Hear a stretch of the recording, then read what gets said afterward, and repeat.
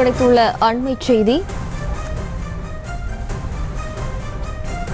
பிரதமர் மோடி தனது நண்பர்களுக்கு 16 லட்சம் கோடிக்கு ரூபாய் கொடுத்துள்ளார் என ராகுல் காந்தி தெரிவித்துள்ளார். கூடுதல் விவரங்களோடு நமது செய்தியாளர் மதியழகன் இணைகிறார். வணக்கம் மதியழகன், மேலும் விவரம்.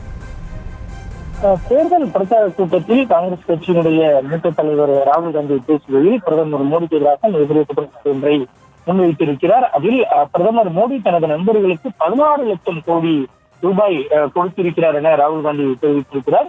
மோடியின் நண்பர்களிடமிருந்து அந்த பணத்தை நீட்டி 90% இந்தியர்களுக்கு பகிர்ந்து அளிக்கப்படும் என்றும் ராகுல் காந்தி தனது பேச்சில் குறிப்பிட்டிருக்கிறார். நாட்டு மக்களிடம் சொத்து சமநிலை இல்லாமல் போனதற்கு பிரதமர் மோடியே காரணம் என்றும் ராகுல் காந்தி குற்றச்சாட்டை முன்வைத்திருக்கிறார். மேலும் காங்கிரஸ் ஆட்சிக்கு வந்தால் சொத்துக்கள் பறிக்கப்படும் என்றும் மோடிக்கு ராகுல் காந்தி பதிலளித்திருக்கிறார். இது ஏற்கனவே பிரதமரினுடைய பேச்சு ஒன்றே சர்ச்சையானது. அந்த பேச்சுக்கு பதிலடி கொடுக்கக்கூடிய வகையில் தான் ராகுல் காந்தி இது தொடர்பாக பேசியிருக்கிறார்.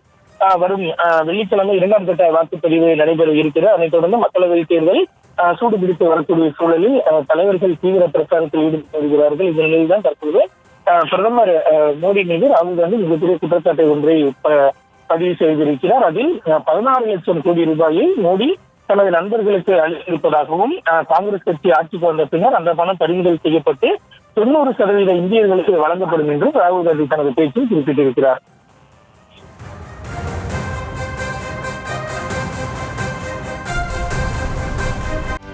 செய்திகளை உடனுக்குடனும் துல்லியமாகவும் தெரிந்து கொள்ள சப்ஸ்கிரைப் பண்ணுங்க.